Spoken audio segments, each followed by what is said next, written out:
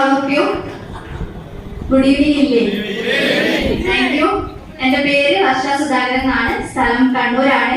ഈ ഒരു മഹത്തായ ഇൻഡസ്ട്രിയിലേക്ക് കടന്നു വരുന്നത് ഒരു ഡിഗ്രി വിദ്യാർത്ഥി ആയിരിക്കുമ്പോഴാണ്. തികച്ചും യാദൃശ്ചികമായിട്ട് ഒരു ഉൽപ്പന്നം വാങ്ങി ഉപയോഗിക്കാനിടയായി. അങ്ങനെ വാങ്ങി ഉപയോഗിച്ച ഉൽപ്പന്നം റിസൾട്ട് ഉണ്ടായിട്ട് പോലും രണ്ടാമത് വാങ്ങാൻ പൈസ ഇല്ലാത്തത് കൊണ്ട് റിസൾട്ട് ഇല്ല എന്ന് പറഞ്ഞിട്ട് ഞാൻ തിരികെ തന്നെ കൊടുത്തു. അപ്പൊ ആ ഒരു സന്ദർഭത്തിൽ ഇതിന്റെ പിറകിൽ എന്തോ ഒരു അവസരം ഉണ്ടെന്ന് അറിയായിരുന്നു. പക്ഷെ വലിയ രീതിയിലൊന്നും അത് ഏറ്റെടുക്കാൻ തയ്യാറായിട്ടില്ല.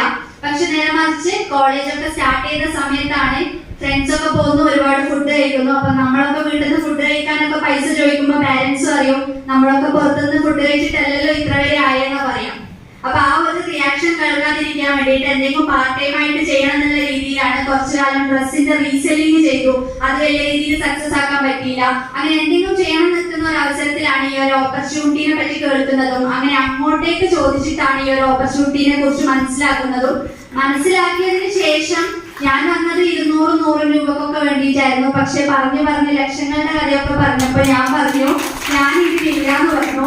അപ്പൊ ഇല്ലാന്ന് പറഞ്ഞ സമയത്ത് ആൾക്കാർ അതറിയാലോ, നമ്മുടെ ലീഡേഴ്സ് കണ്ടിന്യൂസ് ആയിട്ടുള്ള ഫോളോ അപ്പ്. ഞാൻ പറയുന്നത് continuous and consistent follow up എന്ന് പറയും. കൃത്യമായിട്ട് ഫോളോ അപ്പ് ചെയ്ത് ഓരോ കാര്യങ്ങളും പറഞ്ഞ് മനസ്സിലാക്കി തന്നു. അങ്ങനെ മനസ്സിലാക്കിയതിന്റെ ഭാഗമായിട്ട് ഞാൻ ഒരു ട്രെയിനിങ് പ്രോഗ്രാം അറ്റൻഡ് ചെയ്യാനിടയായി. അത് കമ്പനിയുടെ youngest continental team coordinator Muhammad Sinan സാറിന്റെ ഒരു ഫസ്റ്റ് സ്റ്റെപ്പ് ടു സക്സസ് എന്ന് പറയുന്ന ഒരു ട്രെയിനിങ് ആയിരുന്നു. അത് അറ്റൻഡ് ചെയ്തതിനു ശേഷം എനിക്ക് ബിസിനസിനെ കുറിച്ച് വലിയ ധാരണയൊന്നും കിട്ടിയിട്ടുണ്ടായിരുന്നില്ല. പക്ഷെ മുഹമ്മദ് സിനാൻ എന്ന് പറയുന്ന ഒരു വ്യക്തി ഈ ഒരു ബിസിനസ്സിൽ വന്നതിന് ശേഷം അദ്ദേഹത്തിന്റെ ജീവിതത്തിൽ ഉണ്ടായ മാറ്റങ്ങൾ എന്നെ വലിയ രീതിയിൽ അത്ഭുതപ്പെടുത്തിയിട്ടുണ്ടായിരുന്നു. കാരണം ആളും ഒരു ഡിഗ്രി വിദ്യാർത്ഥി ആയിരിക്കുമ്പോൾ ബിസിനസ്സിലേക്ക് വന്നതാണ്.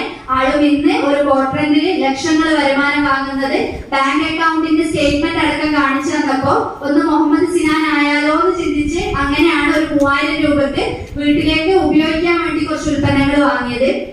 അങ്ങനെ വാങ്ങിയ ഉൽപ്പന്നങ്ങൾ ശരിക്കും ഞാൻ ഉപയോഗിച്ചിട്ടില്ല. കാരണം 3000 രൂപ കടം വാങ്ങിയിട്ടാണ് പ്രോഡക്റ്റ് എടുത്തത്. അപ്പൊ ഞാൻ തന്നെ ഉപയോഗിച്ച് ഈ കടം വാങ്ങിയ പൈസ തിരിച്ചു കൊടുക്കാൻ പറ്റില്ലല്ലോ എന്ന് വിചാരിച്ചിട്ട് ഒരു ഉൽപ്പന്നം പോലും ഉപയോഗിക്കാതിരുന്നു. പക്ഷെ കൊടുത്ത ഉൽപ്പന്നങ്ങൾക്ക് ആൾക്കാർ പിന്നെയും ചോദിച്ചു വരാൻ തുടങ്ങിയപ്പോ പിന്നെയും കുറച്ച് ഉൽപ്പന്നങ്ങൾ എടുത്തു. പക്ഷെ കോളേജിൽ പോകാൻ തുടങ്ങിയപ്പോ ഫ്രണ്ട്സ് ഒക്കെ കളിയാക്കാൻ തുടങ്ങി.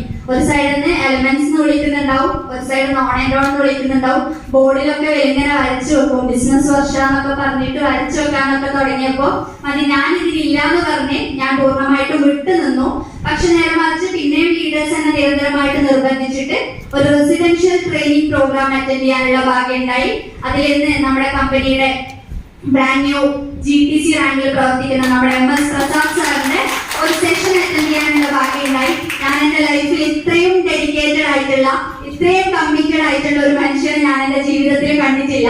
അപ്പൊ ആ ഒരു വ്യക്തി എവിടെ നിന്നാണ് ബിസിനസ് തുടങ്ങിയെന്നുള്ളതും ആ ഒരു വ്യക്തി ഇന്ന് എവിടെ എത്തി നിൽക്കുന്നുള്ളതും മനസ്സിലായപ്പോ ഒന്ന് ശ്രമിക്കാന്നുള്ള രീതിയിൽ വീണ്ടും ശക്തമായിട്ട് ബിസിനസ് ഏറ്റെടുത്തു. അങ്ങനെ ആ ഒരു RTP കഴിഞ്ഞ് ഏകദേശം 1 വർഷത്തിനുള്ളിൽ തന്നെ കമ്പനിയുടെ സ്റ്റേറ്റ് ടീം കോർഡിനേറ്റർ എന്ന് പറഞ്ഞ റാങ്കിലെത്തി. അവിടെ ശക്തമായിട്ട് ഒരു തീരുമാനം എടുത്തു. ഞാൻ തുടങ്ങുമ്പോൾ എന്നോട് എല്ലാവരോടും പറയുന്നത് പോലെ തന്നെ എന്നോട് പറഞ്ഞത് 2,10,000 പോട്ടെ, ഒരു 21 രൂപയെങ്കിലും കിട്ടുമെന്ന് നീ നോക്കുന്നതായിരുന്നു. അതെങ്ങനെ പറഞ്ഞിട്ടും ആർക്കും മനസ്സിലാവുന്നുണ്ടായിരുന്നില്ല. അവസാനം വാങ്ങി കാണിച്ചു കൊടുക്കലേ നിവർത്തി ഉണ്ടായിരുന്നുള്ളൂ. അങ്ങനെ ഒരു തീരുമാനം എടുത്തു. ടീമിന്റെ കൂടെ ശക്തമായിട്ട് പ്രവർത്തിച്ചു. എന്റെ കൂടെ വന്ന ഒരുപാട് ആൾക്കാരുടെ അക്കൗണ്ടിൽ 450 രൂപ മുതൽ 1,20,000 രൂപ വരെ വരുമാനം വാങ്ങിച്ചു കൊടുത്തുകൊണ്ട് 560ാമത്തെ വീക്ക് അതും കമ്പനിയുടെ ഏറ്റവും പ്രായം കുറഞ്ഞ സീലിംഗ് അച്ചീവർ ആയിട്ട് എന്റെ 19ാമത്തെ വയസ്സിൽ ആഴ്ച വരുമാനം 2,10,000 ഇൻഡസ്ട്രിയിലൂടെ വാങ്ങാൻ പറ്റി. പുതിയ ഒരുപാട് ആൾക്കാരുണ്ടാവും. അവരോടൊക്കെ കാര്യം പറയാനുള്ളൂ.